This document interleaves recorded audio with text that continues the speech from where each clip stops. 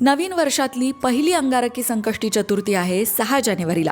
मग नक्की अंगारकी संकष्टी चतुर्थीच्या दिवशी काय करायला हवं, काय करू नये, गणेश भक्तांनी कुठल्या गोष्टी नक्की कराव्या, गणपती बाप्पाची कृपा मिळवण्यासाठी काय करावं, या सगळ्या प्रश्नांची उत्तरं या एकाच व्हिडिओत.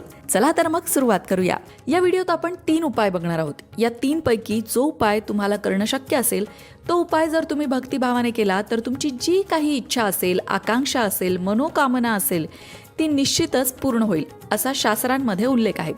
चला तर मग वेळ न घालता लगेच सुरुवात करू.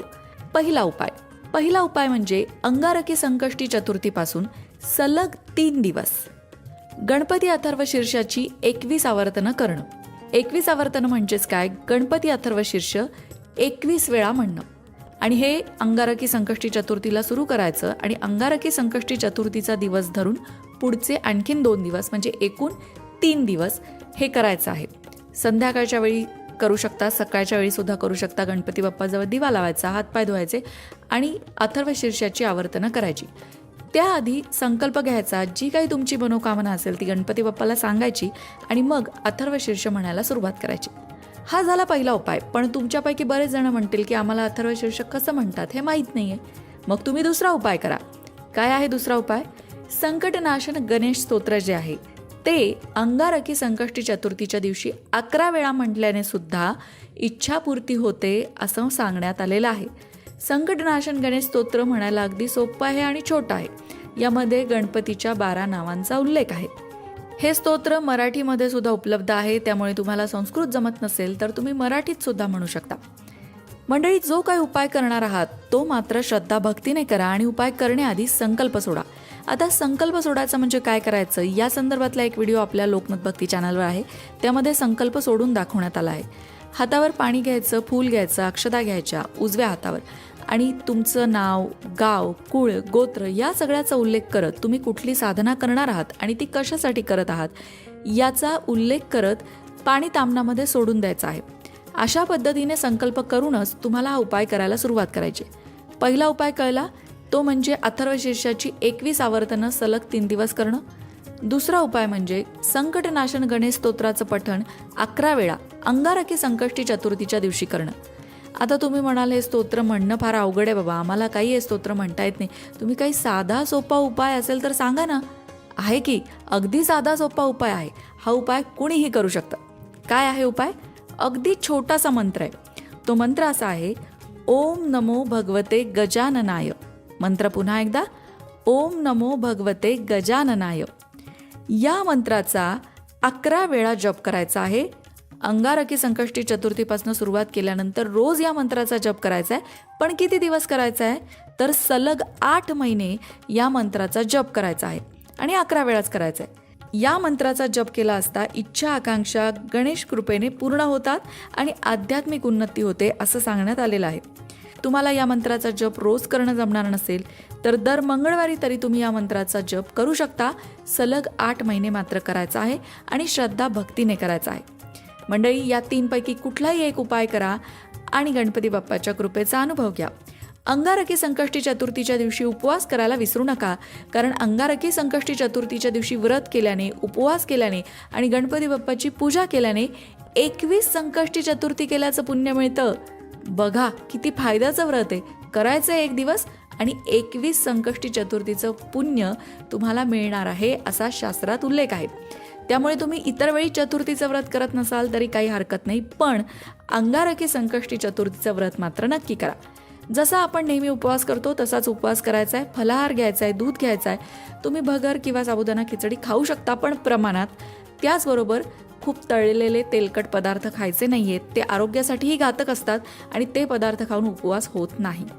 दुसरी गोष्ट म्हणजे संध्याकाळच्या वेळी चंद्रोदयानंतर हा उपवास सोडायचा आहे आणि उपवास सोडण्याआधी चंद्राचं दर्शन घ्यायचं आहे. गणपती बाप्पाची पूजा आणि आरती करायची आहे आणि मग उपवास सोडायचा आहे. उपवास सोडताना जे अन्न तुम्ही खाणार आहात ते सात्विक असावं, कांदा लसूण विरहित असावं. या काही गोष्टींचं पालन करत तुम्ही तुमच्या या उपायाला सुरुवात करू शकता आणि इच्छापूर्ती करून घेऊ शकता. व्यवसायात यश मिळवण्यासाठी संकष्टी चतुर्थीच्या दिवशी गणपतीला 11 दुर्वांची जोडी अर्पण करा. हा उपाय केल्याने तुम्हाला व्यवसायात यश मिळेल, त्याचबरोबर कर्जाची समस्याही सुटेल. अंगारक संकष्टी चतुर्थीच्या दिवशी गणपती बाप्पाला मोदक किंवा बुंदीचे लाडू नक्की अर्पण करा. संकष्टी चतुर्थी व्यतिरिक्त सुद्धा तुम्ही प्रत्येक बुधवारी हे उपाय करू शकता. असं केल्याने तुमच्या घरात कधीही धनधान्याची कमतरता भासणार नाही किंवा तुमचे काही आर्थिक प्रश्न असतील तर ते प्रश्न सुटेपर्यंत दर बुधवारी आणि दर चतुर्थीला हे उपाय तुम्ही करत राहा. जर एखाद्या व्यक्तीला कर्जातून मुक्ती मिळवायची असेल तर संकष्टी चतुर्थीच्या दिवशी श्री गणेशाच्या मंदिरात जाऊन सर्व नियमांसह त्याची पूजा करा. तसंच ओम गण गणपते नमः या मंत्राचाही जप करा. असं केल्याने तुम्हाला लवकरच फायदा दिसून येईल. घरात सुखसमृद्धी टिकवून ठेवण्यासाठी या दिवशी श्री गणेशाला पाण्याचा अभिषेक करा आणि नंतर ते पाणी घरभर शिंपडा. असं केल्यामुळे घरातली नकारात्मक ऊर्जा निघून जाते, घरात सुखसमृद्धी टिकून राहते. आता अंगारक संकष्टी चतुर्थीच्या दिवशी तुम्ही उपवास करणार असाल, व्रत करणार असाल तर या दिवशी तुम्हाला व्रत आणि उपवास कसा करायचा आहे ते सुद्धा जाणून घ्यायलाच हवं. या दिवशी गणपतीला प्रसन्न करण्यासाठी व्रत केलं जातं आणि त्यासाठी सकाळी लवकर उठून आंघोळ झाल्यानंतर लाल रंगाचे कपडे घाला. त्यानंतर गणेशाची पूजा करताना आपलं तोंड पूर्व किंवा उत्तरेकडे असेल असं बसा. त्यानंतर गणेशाची पूजा करताना आपलं तोंड पूर्वेकडे असेल असं बघा. त्यानंतर गणपतीची मूर्ती व्यवस्थित सजवा.